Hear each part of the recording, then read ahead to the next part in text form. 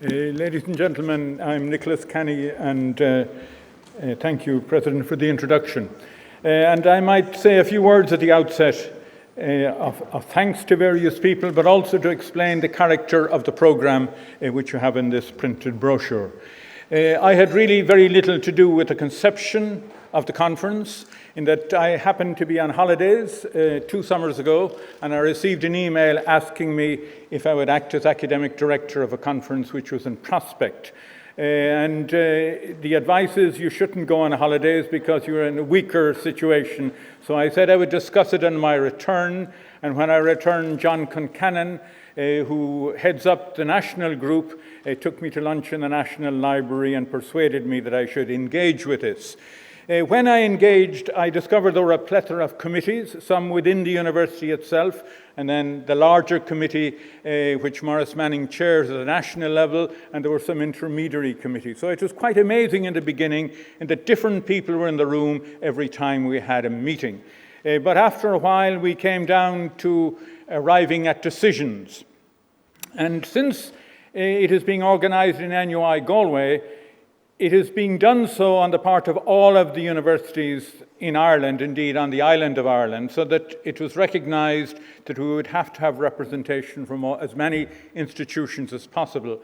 So I think the first principle we arrived at is that the plenary speakers would all be Irish scholars who were outside the island of Ireland, rather than trying to have rows among ourselves to decide which institutions would have plenary speakers. I think the second advantage was that we would bring together a group of talent, of people who had made their careers and reputations and major international institutions all together in Galway at one time. So that I'm sure many of you have heard many of the speakers at individual times, but having this cluster of talent together at one time, I think is probably a unique opportunity. The second decision we made then is that the respondents should be from as wide a range of institutions on the island of Ireland as possible, and I think we have succeeded in having all of the universities represented and a significant number of the institutes of technology. In my giving my words of thanks, and my thanks first of all should go to the plenary speakers. Effectively as academic director, I was correspondent. And in my correspondence with the international academics, everybody said yes. I had no refusal from any of the academics that we approached. My second task was to approach the chairs, which were again to be from within the island of Ireland, and the respondents. And I think I only had 1 refusal for chair and only 3 refusals for respondents. In that sense, there was a ready willingness on the part of this widespread of the academic community to become involved in the programme.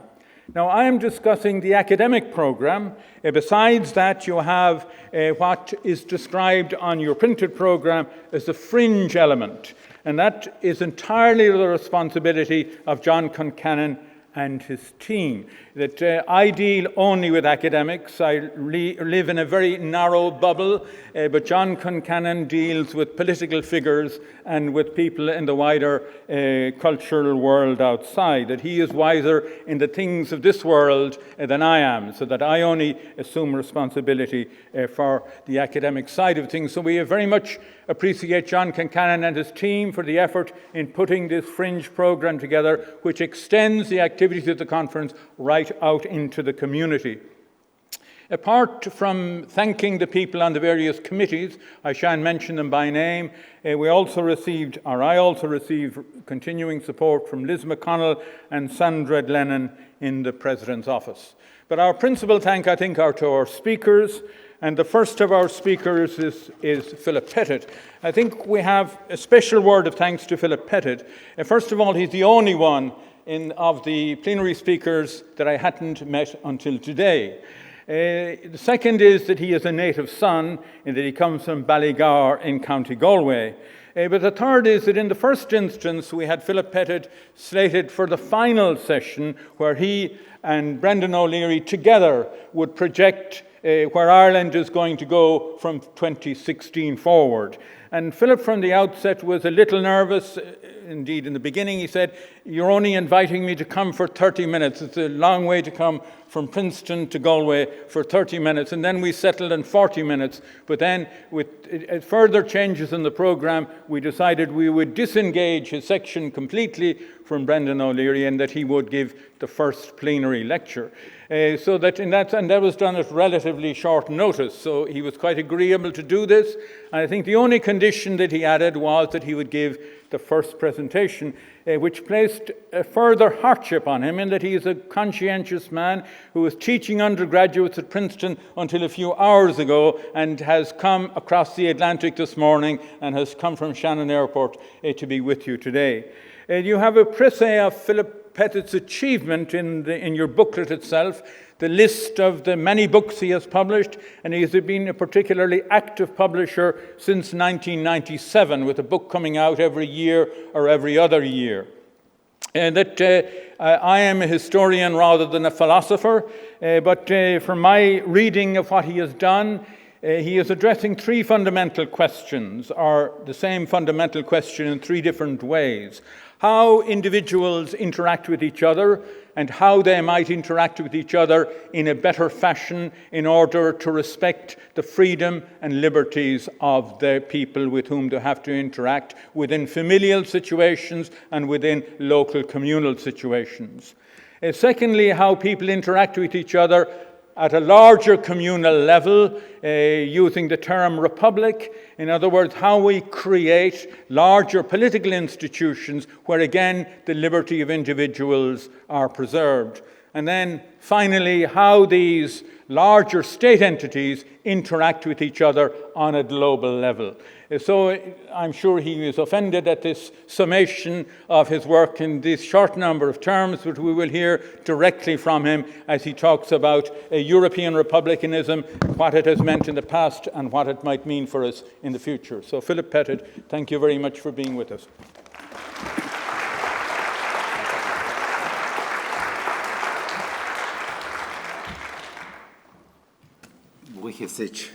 Tá áthas mór orm a bheith I bhór measc an seo. Is cuis onóir mór dom a bheith an seo aniu. And with that, I'm afraid I have to revert to English. So I was asked by Nicholas to speak about European republicanism in particular as a background to Irish republicanism, because after all, the Irish Republic tradition is very much an offshoot of the broader European tradition. And, you know, thinking about it, if you think about the word democracy, for example, and I ask you, you know, what does democracy mean? And the first thing that strikes you is, well, elections. But of course, we all know that democracy means much more than that. And that's really what philosophers and historians do when they try to unearth a concept like democracy and tell you and explain what more it means than elections. Now, with republic or republicanism, something of the same happens, doesn't it? So if anyone asks you, you know, what does it mean, republicanism? What does it mean to have a republic? You think straight away, well, it means not to have a monarch, not to have a king or a queen. But again, that's just a very slight association with the word. And actually, it's a much deeper and richer tradition. And, you know, I'm going to respond to the very kind invitation to be part of this conference by trying to set out what I've come to see as the broader meanings, connotations of the idea of a republic, connected in particular with the Irish tradition, and also looking forward a little bit. So I was asked to speak about the potential, as it were, as well as the past of republicanism. So in order to speak about the past, I've got to pretend to be a historian. I'm not really a historian, but I've worked in this area for quite a bit, and I think I've picked up some of the learning of historians and structured it in, I suppose, a philosophical way. So the European tradition of republicanism, it really goes back to the Roman Republic. So it goes back to more than 2,000 years. And in Rome, a very interesting thing happened in the mid-2nd century BC. A Greek slave, Polybius is his name, He comes to Rome. He actually comes as a hostage. He's, in fact, of a noble family in a Greek city.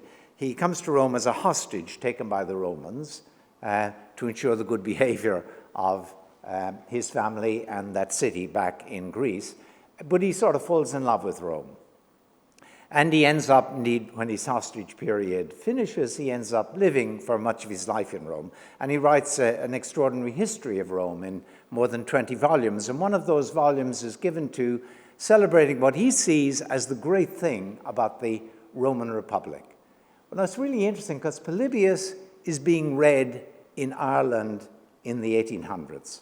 And Polybius has been read throughout that long period as he explains what a republic is and what he saw was great about Rome. Now, of course, he exaggerated and he idealized Rome in a way, but let me give you his picture of Rome and his picture of a republic, which he saw Rome as exemplifying. So he said, here's the thing about Rome, and he's talking, by the way, about citizens of Rome, what they enjoy as citizens. Now, I have to say, of course, straight away, the citizens of Rome were all male, so men were not included, nor were they, of course, all males, because there were lots of slaves and foreigners and so on in Rome of the period. So when he talks, and I'm going to talk about citizens here and in what follows, it's always something of an elite. So it's really only in the last century, I'd say, that citizen comes to mean every adult member of the society. However, here's what he said about the Roman citizen. The Roman citizen enjoys extraordinary benefits, he thinks, under Roman law.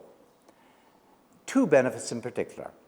First of all, under Roman law, each citizen, as he presents it, is protected against other citizens and against any other bodies within the Roman Republic, and is given an area in which he, almost said or she, but actually, unfortunately, it was always he. Each citizen was given an area within which he was, not Polybius' word, but a word we might use, he was sovereign. It was an area within which the individual could choose according to his will, in respect of where he lived, what sort of occupation among those available he took up, where he could move, for example, within the area, what he could speak, what he could say, where he could gather, whose acquaintances, whose association you could have with. This was a great thing, he thought, in the first place, the first benefit in Rome, that the law gave each citizen this independence, this sphere of autonomy. The second thing it gave each citizen was that the law that provided the citizens with this area of sovereignty or autonomy or independence in their own lives, this law that gave them that was their own law. It wasn't a law that was created by a king, for example. And back in the 700s, there had been a king in Rome, but he was thrown out as they established a republic, the republic which 300 or 400 years later Polybius is celebrating. So he says the second benefit is the law that gives each person a private sphere of independence or non-subjection. That law was a law that was shaped by those very citizens themselves. It was their own law. It wasn't given to them by anybody else. Now, in Rome, the unfree person was really exemplified by the slave, or the service, which could also mean servant, somebody who was subject to others. And the thing about a servant was that a servant was not protected in this way, because his or her master could actually dictate how they should behave in almost every respect. And equally, a servant, of course, had no part in making the law. So the servant represented someone who was wholly unfree in this picture. The law was what made citizens free, because the law gave citizens this private sphere and this private independence and this public share in making the very law that gave them that independence. Now, the word for a master in Rome, in Latin, is dominus. And the word that they used for the position of a slave was that the slave suffered dominatio from dominus, meaning they suffered domination, as we might say, or subjection to a dominus. And to be free was precisely to avoid that dominatio, to avoid that domination. And so this notion of freedom, in English, I like to present it as a notion of freedom as non-domination.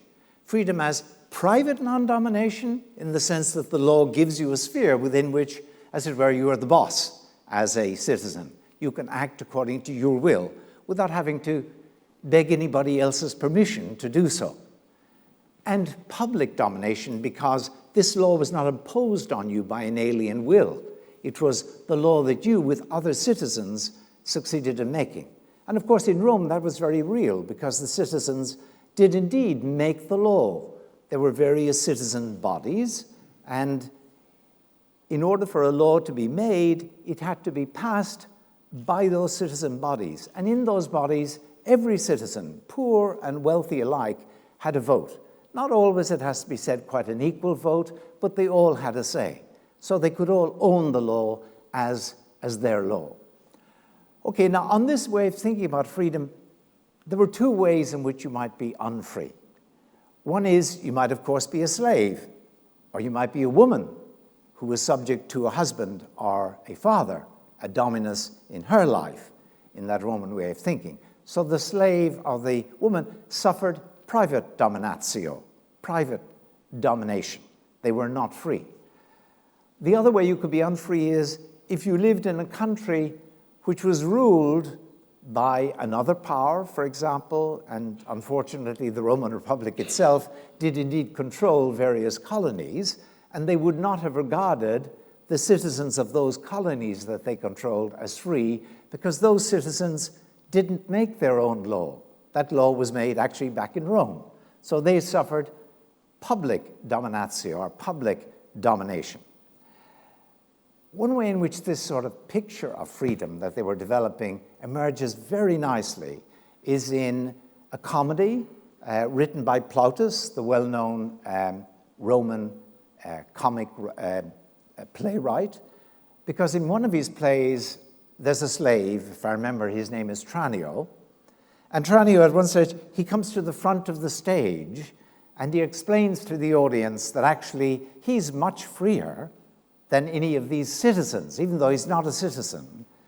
And here's why he says he's free. He says, because, he said, I've got a master who's totally gullible. You know, I can get around him and do anything I wish. And apart from that, he's really rather nice or gentle. And apart from that, he's actually away a lot of the time. So he says, look, I'm far freer than any of these citizens. I can just do what I like. Now, the interesting thing is, he's a figure of fun in Roman comedy. I mean, the citizens would have roared with laughter at the idea of a slave saying he was free. Of course, he did have what you might call latitude of choice. He could choose as he wished across a whole range, but he wasn't free because he could do that only because his master allowed him to do that. His master was in charge, even though the master was really rather gentle or gullible or whatever, but the master's will was what dictated how Tranio could behave. And even though the master allowed him a lot of latitude in choice, he still enjoyed that only by the grace and favor of the master. So he really wasn't free. So in this notion of freedom, to be free, you're not made free just because there's someone in charge, but he's very nice to you, gives you carte blanche. That doesn't make you free. No, in order to be free, you've got to be independent. You've got to be able to act as you wish in the private sphere, personal sphere, regardless of what other people, whether they're gentle or whether they're hostile. You must not depend on their goodwill. You're not free if you do depend on their goodwill in order to enjoy that choice. And of course, equally, you've got to belong to a society within which you're part of the citizen body that makes each of you free. Now that Roman, of course, that's a total idealization of what it was like in Rome, because even amongst the citizens, as we know, some citizens were much more powerful than others, and other citizens, the poor in particular, often became clients, as it was said, of the wealthier citizens and depended really on the wealthier citizens. But the theory, the ideal was pretty clear, wasn't it? And actually, Polybius, once he spelled this out, and he said to the Romans, look, you've really got it made here. This is a fantastic place, you know? And of course, they loved to hear that, as you can imagine. And they really embraced Polybius' story. So 100 years later, a very famous lawyer, come philosopher, Cicero, whose name you'll all know, probably even read some Cicero in school, as I certainly did at my period. Cicero really takes up this idea and spells out what Roman freedom is, what the republic is. The word republic comes in, of course, because when the law is a law that you with other citizens make, then the law is public business. And the Latin for public business is res publica. It means things that are public. And the law is public business. And of course, if it's public business, the idea is the public together will ensure that the law protects them as individuals privately, so they'll enjoy in a republic both public non-domination, no one's impressing them from above like a colonial power or an absolute king or whatever, but equally they enjoy private non-domination. Now that Roman idea of freedom, that ideal of freedom, it really takes off in the Middle Ages because, of course, Rome passes into an imperial period. As you know, the empire itself collapses in about 500. Then you've got about 400 or 500 years. We call them the Dark Ages. Well, they were actually pretty dark. If you look at the figures on how well-off people were and so on, which are now widely available, the Dark Ages really were a period when things were pretty rough. Actually, Ireland, as we all know, was one of the best places in Europe at the time, at least down to about 800 or so. But when Europe begins to rise in the high Middle Ages, in the 1100s and the 1200s, the universities get established, big cities grow up, particularly in northern Italy, cities like Venice and Florence and Siena and Pisa. These cities become very rich, very independent, trading centers and so on. And as they become wealthier, those who really are the merchants, if you like, within these cities, they gain control of their own cities. They usually throw off the yoke of a local lord or whatever. And as they become independent as cities, they become like city-states, they seize on the old Roman idea of a republic in order to make sense of what they are.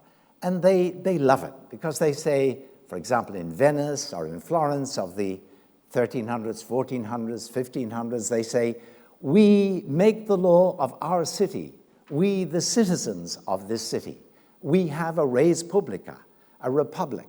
We do not suffer the imposition of a colonial power or of an absolute prince. So the contrast, for example, their position with that of Rome, where the Pope rules like a secular prince, an absolute prince, or the position in France, where you've got a powerful king, or in England, or in Spain. By contrast, we are republics. It's our law. And under this law, we give one another, each of us, a proper sphere in which we can make up our own minds, make our decisions as we wish. So we give ourselves private non-domination. We have both public non-domination of freedom and private non-domination. It becomes really the big thing, this idea of a Roman republic. And now, of course, the northern Italian cities are the cities of the great universities, and the elites of Europe come to northern Italy in the 1400s, 1500s. That's where they study, basically.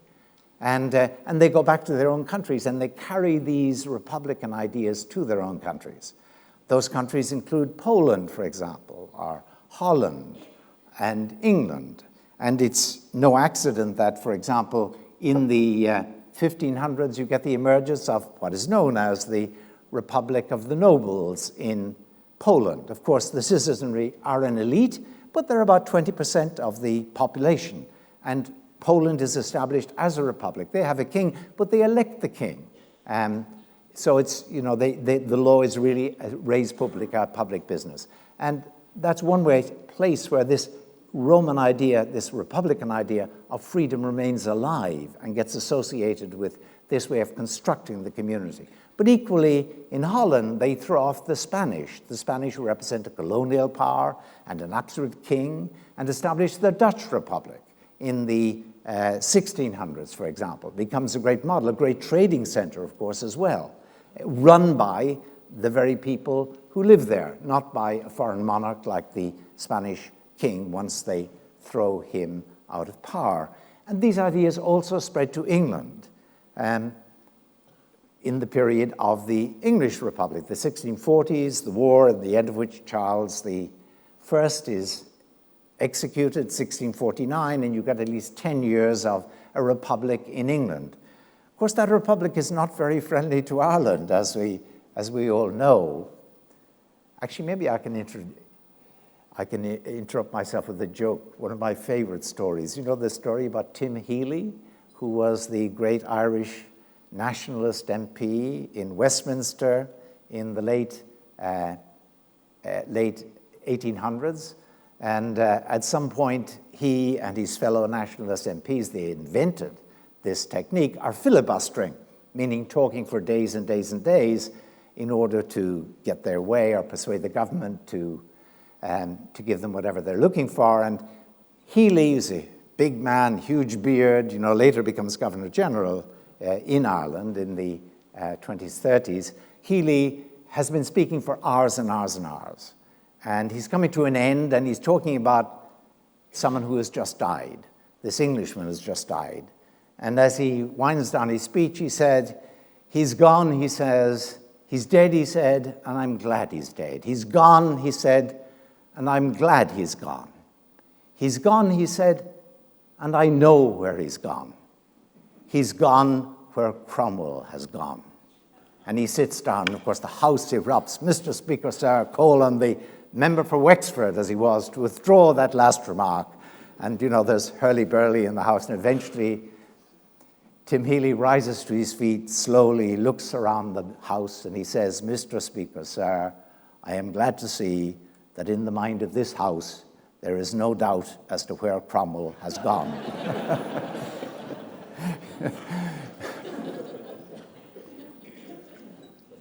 So Cromwell was no friend of Ireland, for sure. As I said, the Roman Republic was no friend of the colonies that it ran.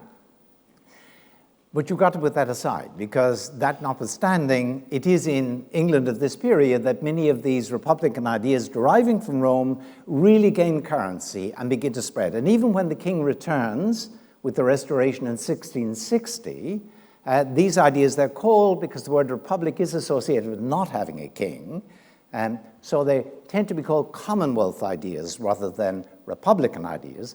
They spread in England, and they spread also in Ireland, and they spread, of course, to the American colonies. And these ideas are very much what I've just described. The idea that someone who's free is someone who's got a sphere given him, usually him, by the law, in which he can act as he wishes within that sphere. And he does this under a law that he has a big part in making. Now, although a king remained in England, of course, the king from 1690 on is a king who's been invited in by Parliament, and more is a king who's part of a broader, more Republican dispensation. So they, as it were, come to terms with the idea of there being a king, given that he doesn't have absolute power, unlike the French king or the Spanish king, for example. And so these Commonwealth ideas, they spread to the Americans. And in America, they really come to a head in the 1760s, and they lead to the American War of Independence. Think, that war begins 1775, 1776. The French Revolution is just a few years later, 1789. The Irish Revolution, as you might call it, 1798, is just another decade later. That 20 years is an extraordinary period, 25 years, in which these Republican ideas that I've just been talking about, they really become incendiary. They pass into all of these countries, and they generate enormous resentment. Let me just tell you about the American one, first of all. It's a great story, and it also has a nice analog in the case of Ireland. So in 1765, the British introduced the Stamp Act, which is a tax on the American colonists that they hated. They protest against this Stamp Act, and hey, the Westminster Parliament decides to withdraw it. Sounds great, okay? So the colonists, living under English law and full of these Republican ideas, they want to think of themselves as equally enjoying these Republican benefits of having private non-domination and public non-domination, private and personal and public freedom. The British withdraw the law, and that sounds great, except they add, in 1766, when they withdraw it, they add a little addendum to the law called the Declaratory Act. And actually, I think most of you have a handout, and if you don't have a handout, you can get it as you leave. In that, they claim, this is footnote 2 if you want to look at it afterwards, but probably no need. They claim that as they have full power and authority to make that sort of Stamp Act if they wish. So what they're saying to the Americans is, look, we're withdrawing the Stamp Act, but that's only because we're very nice to you. We're insisting we still have the power to do it and the authority to do it, and it's only because we're being nice. Now just think yourself into the Republican state of mind and think about how you would respond to that message. What is the Westminster Parliament telling the American colonists? What it's telling them is, you've got a master. That's us, the Westminster Parliament. You're colonial, you're governed from London. You are just colonies. The law is not your law. But lucky you, you've got a very gentle master, a kindly master, who is indulging you by withdrawing this tax that we had previously imposed. And now think of Tranio back in Rome, who thought he was free. Well, the Americans, to sort of think, we're free, but we got a master, and we're only enjoying this latitude of not having this tax because they're nice to us. Well, of course, for them, that meant we're absolutely not free. We don't have public non-domination. And since, of course, the law made in London equally dictates whatever private, personal non-domination freedom they have, we have no freedom. And actually, you get these extraordinary remarks. Extraordinary because this is a country where there are real chattel slaves. But for example, the Boston Town Resolution of 1772 says, an exterior power claims a right to govern us and have for a number of years been levying an illegal tax on us. That was a separate tax, by the way, whereby we are degraded from the rank of free subjects to the despicable condition of slaves. Now you can see here this Republican idea. We do not have the independence, the public independence, and consequently not the personal independence that's required for being free. That was the American, that's what really led, with other grievances, to the War of Independence and America's eventual independence. But you get a very interesting analogy that happens in Ireland. And this isn't much remarked on. I didn't learn this in school, actually. I learned it later, and I'd be interested in knowing how many of this audience actually know this story. So in 1782, this is less than 20 years later, but the American war has been pretty well lost. The British are very worried, of course, about something happening in Ireland, like what happened in America, in the American colonies. In 1782, the British do two things that are, as it were, very kindly or gentle or nice towards the Irish.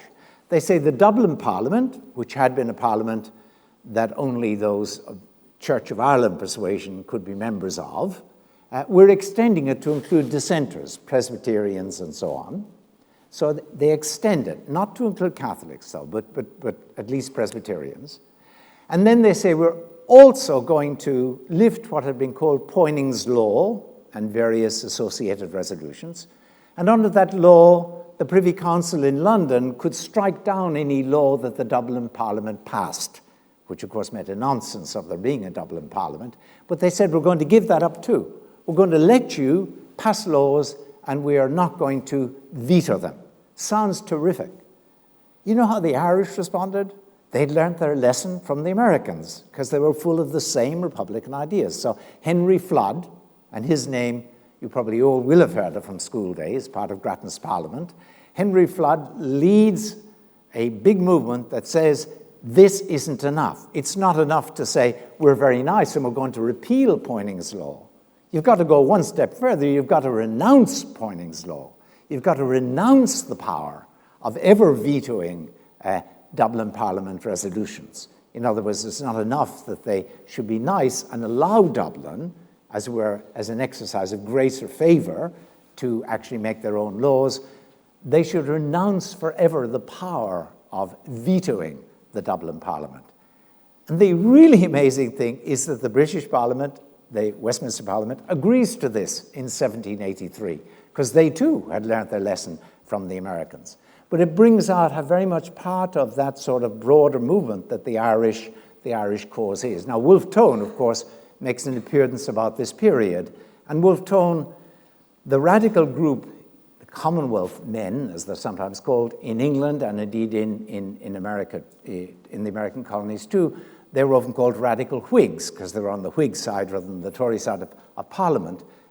It's very interesting that Wolfe Tone's earliest writings, he signs them as a radical Whig or a northern Whig.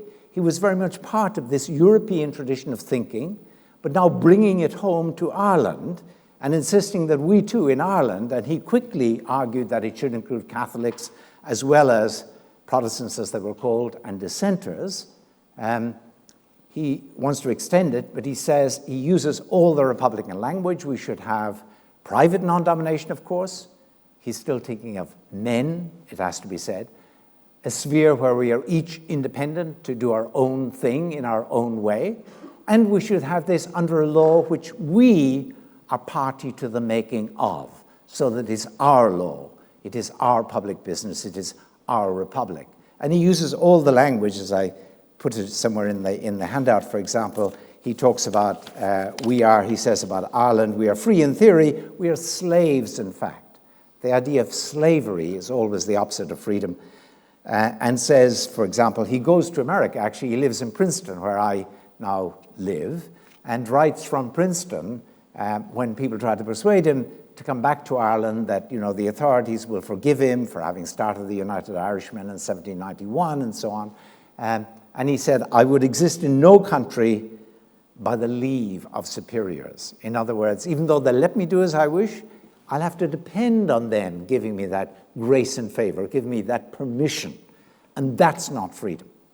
Okay, so I hope this is enough to communicate what I think are the core ideas in the Republican tradition. The idea that freedom means not having a master, not having a private master in your life, and not having a public master in your life. Not having a public master insofar as you with other citizens are part of making the law under which you live, not having a private master in the sense that that law itself protects you and each other citizen in the same way, giving you each a space within which you can act as you wish.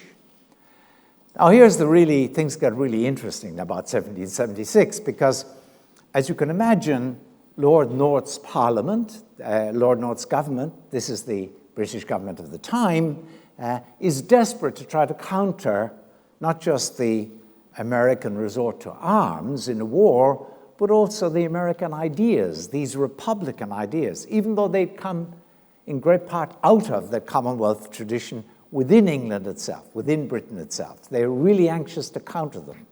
And in 1776, there's a pamphlet written by someone called John Lind, and in that pamphlet, he really introduces a radically new way of thinking about freedom, which is what becomes the classical liberal way of thinking about freedom and of thinking about the state in general, and does represent a real challenge to the Republican way. And what he says is this. He says in that pamphlet, he says, look, what is it to be free? Now, we know what the answer would be by a Republican. It means you're no one's servant, even the servant of a gentle master, so you have rights to act as you wish with it. Well, what he says is, no, to be free is just not actually to be interfered with. He says freedom consists in the absence of restraint and constraint. It just means you can do as you wish. Implication, it doesn't matter if you can do as you wish only because somebody else allows you to do as you wish. It doesn't matter that you don't have that independence, just so long as you're allowed to do as you wish. That's going to make you free. That's one thing he says. Now he says, what is the complaint of the Americans? Well, he says it's because they live under a law.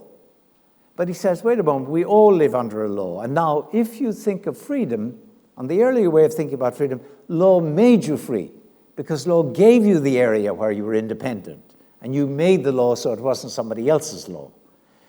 His way of thinking, he says, well, if freedom is just the absence of being interfered with, you got to reckon law always interferes with you because law coerces you. It says if you don't follow the law, you're going to be penalized. But that is just to reduce the range, obviously, of your choice. So he says, look, all law is hostile to freedom in this new sense, this sense of freedom meaning you're just not interfered with. And he says, now what's the complaint of the Americans again? Well, he said, they live under law. That means they're constrained by the law. That means they're unfree to that extent that the law interferes with them. But he said the same is true back here in Britain. So he said, I can't understand what the complaint of the Americans is. Now, it's a very subtle shift, isn't it? If you think that freedom means non-domination, and you live in a country that's colonized by another country, where you live under its laws, then even if the other country is very nice to you and lets you do as you wish, so long as it retains the upper hand, then you are not free in the Republican way of thinking. But on this new way of thinking, you're free just to the extent that you can do as you wish. Every law, even a law that you're part of making, stops you to some extent doing as you wish. So law itself is now the enemy of freedom, not the source of freedom. In that pamphlet where Dr. John Lind responds to the American ideas with these counter-ideas, he says, this notion of freedom I actually learned from a worthy and ingenious friend. So he admits it's not his own. And that friend, it turns out, was Jeremy Bentham. Now, the name Jeremy Bentham may or may not mean much to you, but Jeremy Bentham really shapes a lot of legal and political thinking over the following 100 years.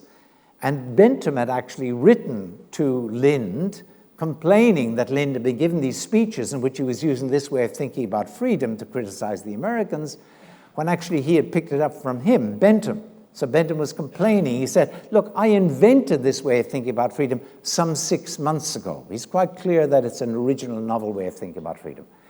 And this is really the beginning of the Republican way of thinking about freedom. On this way of thinking about freedom, the state is no longer the what makes you free. The law is no longer what makes you free. The law is actually a bit questionable. Of course, law is, it can save you, stop you from being interfered with more than it interferes itself. It can protect you against more interference than it itself perpetrates, in which case it's overall for the good, even on this new way of thinking. But still, it's sort of questionable. You want to have just a minimal amount of law on this approach. And on this approach, on the contrary, if you think about market relationships, even a market relationship in which, let's suppose you're at death's door and you are prepared to do a very bad deal with somebody else who'll at least keep you alive, give you subsistence wage, if you contract into that relationship, a relationship in which actually that other person will really be a dominus in your life because he or she will be able to fire you at will, for example, maybe even blacklist you. But on this new way of thinking about freedom, the market actually is a way in which you can be free. So the state is hostile to freedom on this new way of thinking. Law is hostile to freedom. And the market is actually very friendly to freedom. And you get the emergence from these ideas of a rival to the older Republican way of thinking. Now, in the older Republican way of thinking, law is what made you free, and we really need law. It has to be our own law. And of course, law will allow you to have market relationships with other people, for example, to work for them under a contract and so on. But the market won't be the be-all and the end-all. It'll be just one part of the overall social scenario in which you enjoy freedom. On this new way of thinking, the state or the law is always questionable, and the market is really where you can have great freedom because you can contract into any relationship, say, of employment that you have. This actually becomes a very testing issue in the new America. So, for example, Thomas Jefferson, still holding on to these Republican ideas, hopes that America will never have manufactories, factories basically, industrial manufacture. Why? Because he says, under conditions of industrial manufacture, while the workers contract into working for the boss, the bosses, who are few, can really push the workers around just as they like. They can fire them at will. They can blacklist them so nobody else will employ them. They can make their life hell. The relationship of a worker in the factory is almost like that of a slave. In fact, he uses, Jefferson himself, for the first time, he says the workers in a factory are often wage slaves, a phrase that, of course, is later taken up by European socialists. So he's against the sort of market, allowing it to as it were, let rip. He wants the market to be contained so that people, even in relations of employment like that, retain their freedom as independents. On this other new way of thinking, no need for that. So long as someone is contracted into a relationship, no matter how dependent or subjected or dominated it makes them within the relationship, that's okay, because they weren't actually interfered with. They signed up by their own free will to enter into that relationship. And from this opposition to the American cause develops this new way of thinking, which we can call the classical liberal or the liberal way of thinking. The word liberal is used, unfortunately, in quite different senses on different sides of the Atlantic. So on the other side of the Atlantic, I guess I would count as a liberal. But on this side of the Atlantic, liberal has a much narrower meaning, still nearer the old classical liberal meaning. And these two philosophies, they're opposed to one another on two basic points.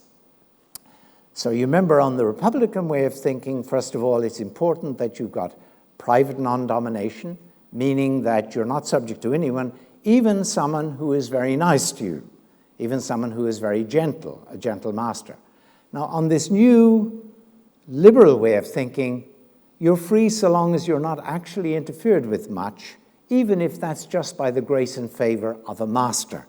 So, for example, this becomes very important in 19th century thinking, because think about the relationship of the industrial worker to the owner of the factory, and there were pretty horrendous situations, as we know.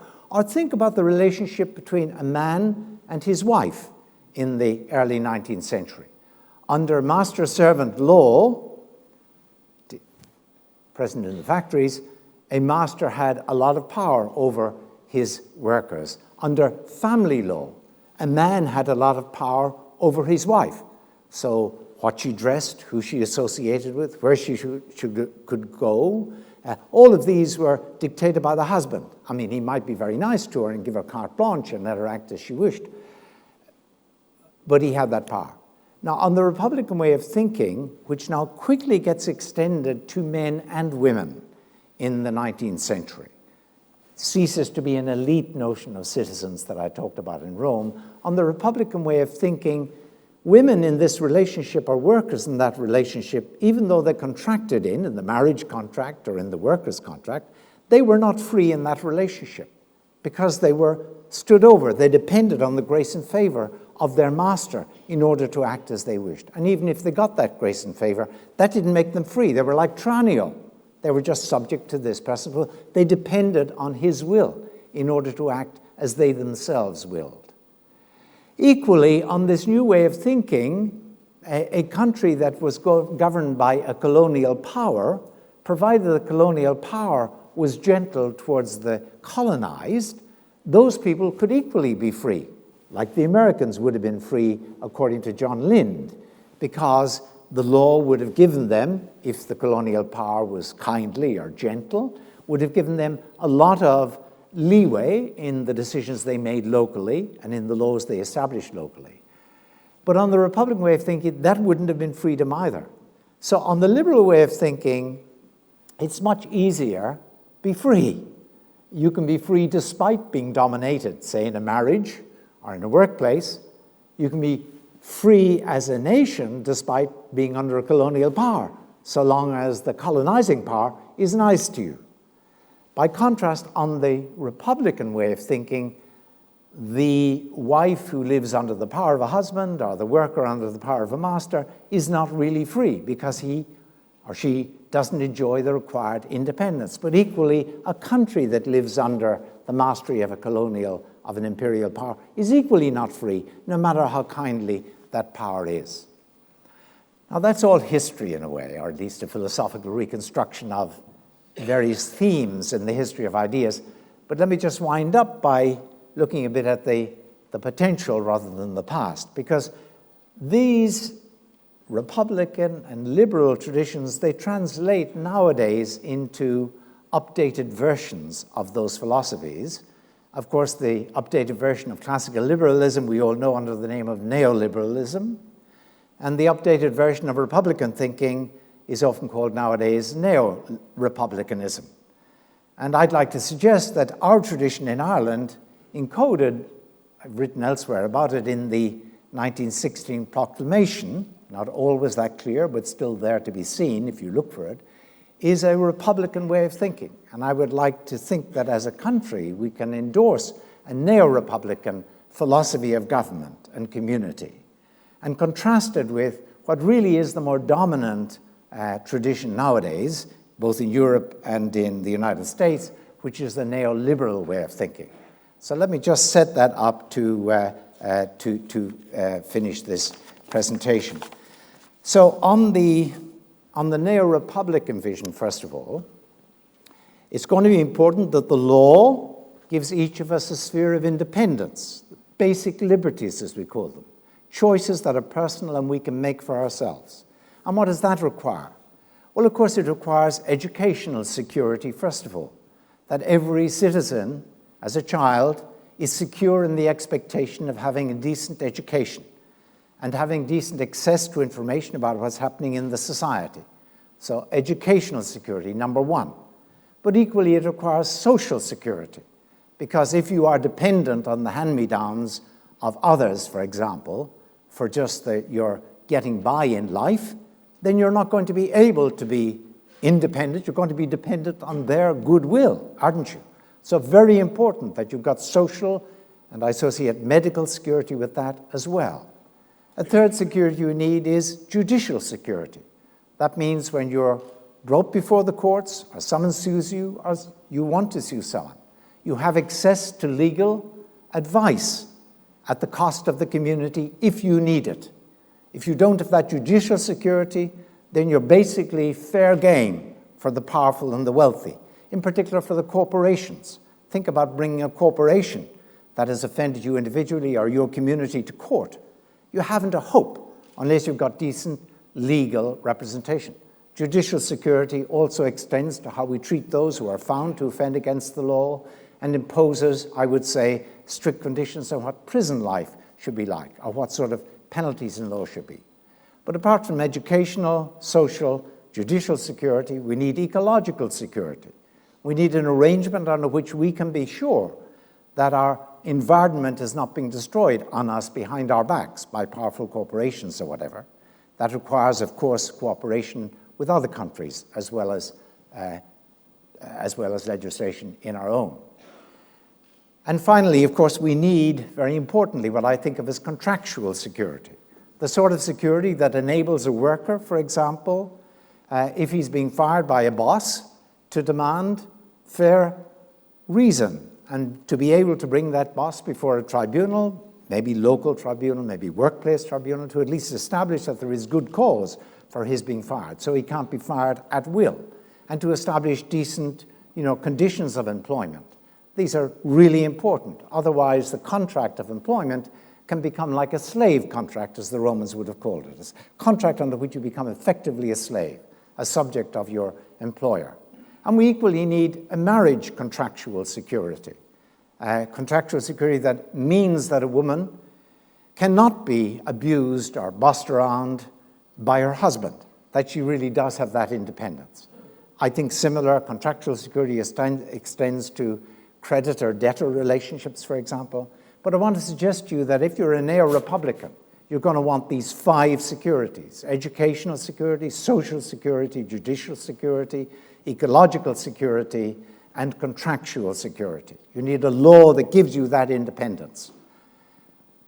On the public side, of course, you also need a law that is of the people's making. That requires elections, very important, but it equally requires what I think of as a contestatory as well as an electoral democracy. And that's what Rome had, actually, in many ways, a democracy under which citizens have the right to challenge what government is doing or proposing to do. and to bring them to court or to bring them before the court of public opinion, to protest on the streets and so on. That is a freedom to a good extent we have, but we depend on, and we should support, for example, our social movements, our non-governmental organizations, to keep government on its toes and keep them answerable to us as a people. That's what neo-republicanism means. In the private sphere, the five securities; in the public sphere, that sort of electoral come contestatory democracy. What does neoliberalism offer by contrast? Well, neoliberalism suggests that really all the state should be doing is providing just a basic safety net. And then after that, let the markets rip. Let the corporations have their way. Reduce their corporation tax, a matter, I think, on which we have reason for shame in Ireland, and may soon be followed by Britain, threatening to reduce it to 10%. Who's winning? The corporations are winning.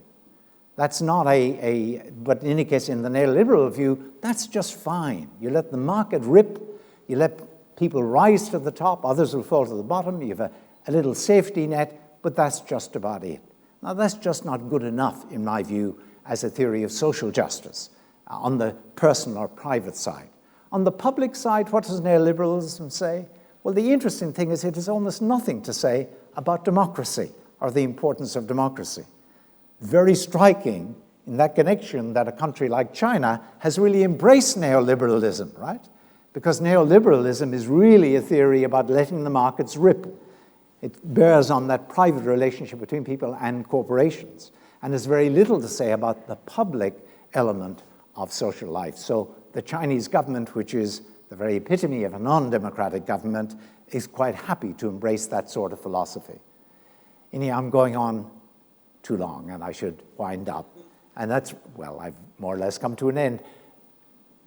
I just want to leave you with that picture, if I may, that the Republican tradition that we share, that became part of our heritage in the late 1800s, that sometimes gets mixed up with nationalism. Nationalism is important in its way, but it's not republicanism. This republicanism encoded in the proclamation has these two powerful messages about what in the private or personal sphere we should be looking for, the five securities, and in the public sphere, a really vibrant, healthy, contestatory as well as electoral democracy.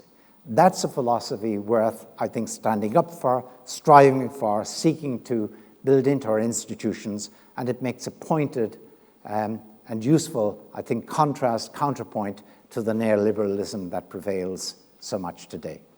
Thank you very much.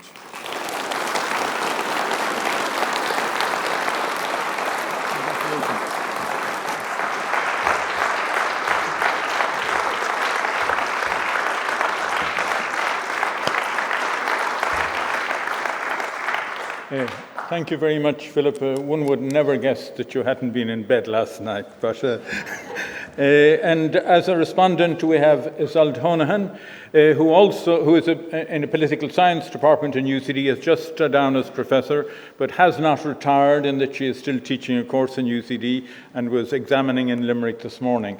But she told me in confidence that she had Philip as a teacher in political philosophy in her first year in UCD. So the continuation with republicanism, it goes back to that point. So it's all. Thank you.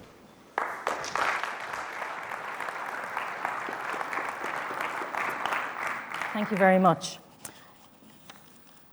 Republicanism is a varied and indeed internally contested tradition. And when I'll speak today in a slightly more capacious sense of republicanism than Philip has offered here already. A tradition which isn't just European, despite the title of this session, but is American, Latin American, Australian, and has developed, and indeed Irish. Now, my comments will be largely complementary to Philip Pettit's presentation. He's presented a compelling account of the significance of freedom as non-domination in the Republican tradition, which emphasizes that it is in contrast to neoliberalism or libertarianism that republicanism particularly should be understood. While we do need security from domination by the state, we also need a state and laws to protect citizens from domination by other individuals, groups, and corporations in society. Philip Pettit's signal contribution in political theory, not uninfluenced by his experience of growing up in Ireland in the 1950s and 1960s, he has said, has been to articulate the significance of the problem of domination and the importance of a form of freedom that can be expressed and protected against domination. I think it also requires us to think of citizenship in terms of a relationship rather than as an individual resource. While the central insight of liberalism is to stress the importance of respecting individuals as distinct, republicanism emphasizes the relatedness of individuals and the problems and possibilities to which that gives rise. It brings into relief features, including threats to freedom, that contemporary liberals have tended to overlook, or at least to prioritize differently. While the Republican tradition declined in the 19th century, for some of the reasons that Philip has presented, it then has been necessary to re-articulate this idea of non-domination and the meaning of republicanism for today. First, to reconstruct the historical tradition, and then to try to re-articulate, if you like, to remember and to reflect and to imaginatively recreate what republicanism might mean today in the context of this conference. So, in my more capacious understanding of republicanism, which goes back perhaps beyond Rome, also to Athens, where the self-government of citizens was considered the cradle of democracy, and which goes through to the modern time through thinkers like Cicero and Machiavelli, Rousseau, Madison, and up to people like Hannah Arendt and even George Orwell in the 20th century. What I'm going to say, what's distinctive about republicanism is not only its account of freedom, but the way in which this is combined in a cluster of ideas that includes the common good, civic virtue, which goes with the common good, and self-government among citizens. Themes which I think need to be brought together with the notion of non-domination, or if you like, reintegrated with the notion of freedom as non-domination. Themes which people associate with freedom. We see the notion of the common good in the proclamation, as well as the notion of freedom. We talk about the people of Ireland reclaiming their own powers of self-government. So I think it's the conjunction of these other concerns of civic engagement with freedom that distinguishes republicanism and establishes the continuity among its various strands. Philip Pettit's articulation of neo-republicanism has excavated the essential underpinning for self-government of freedom as non-domination, but it doesn't supersede the focus on the common good or participation in self-government. So I'll say a little bit about these. It might seem as if what's important to protect Republican freedom are laws and a legal status that protect you from domination.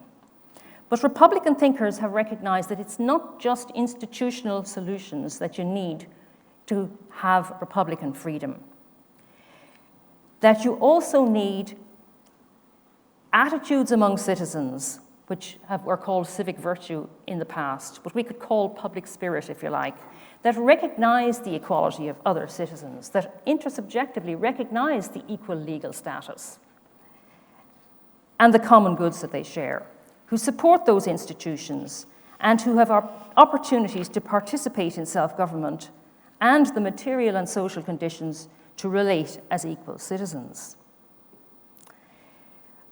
As Philip has mentioned, the term republic comes from the idea of the public interest or the common good in Latin. And it could be said that freedom as non-domination is a common good in itself, something that people can enjoy only if all other people in that category also can enjoy.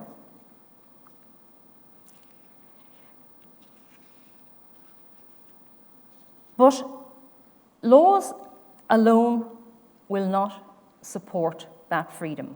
Institutions, the dispersal of power, the possibility of contesting government decisions and policies alone will not protect that power. And I was very struck reading an article that was put up on the webpage of The New Yorker yesterday, which quoted from George Orwell. In an essay, Freedom in the Park, he said, "The point is that the relative freedom we enjoy depends on public opinion. The law is no protection. Governments make laws, but whether they are carried out and how the police behave depends on the general temper of the country. If large numbers of people are interested in freedom of speech, there will be freedom of speech, even if the law forbids it. If public opinion is sluggish, inconvenient minorities will be persecuted, even if laws exist to protect them. So it's really important that citizens internalize the values of the Republic, the values of non-domination. So you get people like Abraham Lincoln saying, "As I would not be a slave, so I would not be a master." And also within the tradition of women in republicanism, and this is important, we've noted the presence of women has been highlighted in the Irish commemorations of 1916. The presence of women in the Republican tradition in Europe also needs to be excavated. One particularly important figure is Mary Wollstonecraft. And when she argued for the education of women, people complained she was trying to make women masters over men. And she said, "I'm not trying to make them masters over men, I just want them to be masters of themselves." But the authoritarian use of the term common good has made many suspicious of the very idea, as if it masks the imposition of a dominant interest or a predetermined interpretation of the common good. It could be said that the state established in under the 1936-730 Constitution lent itself to the interpretation of the common good as a fixed and predetermined, known, declared by experts account of what counted as being in the common good of the people of the Republic. But if we understand the idea of non-domination as influencing how we think about the common good, we need to recognize that although the idea can be used in an authoritarian way, although it can be used in a hypocritical way, a concern that the common good really doesn't orientate us towards a fixed target, but a horizon of concern to be taken into account in the formation of public opinions and policies. And when formulated, then that account of the common good is still subject to subsequent critique and reevaluation. So, if I have a moment to speak also about self-government. A republic is a polity of self-governing citizens. That's what's understood by the sovereignty of the people, first and foremost. But because citizens are interdependent, their freedom can't be framed as self-sufficiency. But if they're not dominated as individuals or as members of the society, they may be able to participate as equals in collective self-government, in bringing their governments to account and contributing to determining their joint future. This may involve representation as well as participation, but it seems to involve more citizen involvement rather than elite control of politics or the predominance of special interests. And some of what we've seen happening in the world in the last 6 months seems to reflect a thought that people want to reclaim power from special interests or from elites. Against that, some people are concerned that direct democracy, the will of the people as a homogeneous whole, will itself become dominating. And that could be a consideration. But I'd suggest that the model of democracy implicit in a non-dominating republicanism is neither the aggregation of individual interests, nor the expression of a holist, unitary, sovereign will of the people, but rather a forum or jury model of deliberation of what is in the common good among citizens who respect each other as equals and who internalize the values of non-domination. So we don't have to be concerned about the idea of the common good, and we don't have to be concerned about apparent possibilities of domination by unitary societies of majorities over individuals and minorities in society if we bear in mind the way in which Philip has articulated the idea of non-domination as a prerequisite for the implementation of ideas of the common good and for the realization of self-government. Some people have argued and shown that the expansion of direct democracy through initiatives and referenda and so forth doesn't always lead to the power of the people, but rather to control by entrenched special interests, and suggest that there is no possibility of representing the people better. But I just and I think I'm running out of time at this point, I would just like to suggest there are different kinds of ways of empowering and engaging citizens through different levels of politics, and a wide range of experiments has been tried in the last 10 or 15 years, from participatory budgets to constitutional conventions, citizens' forums, and so forth, which allow the engagement of citizens in deliberative politics rather than simply asking for them to express their will in unitary voting processes, which don't require them to take a public spirited approach and which don't take account necessarily of the possibility of domination in electoral as much as in direct democratic procedures. I think I'll just stop there because I think I've run out of time. Thank you very much.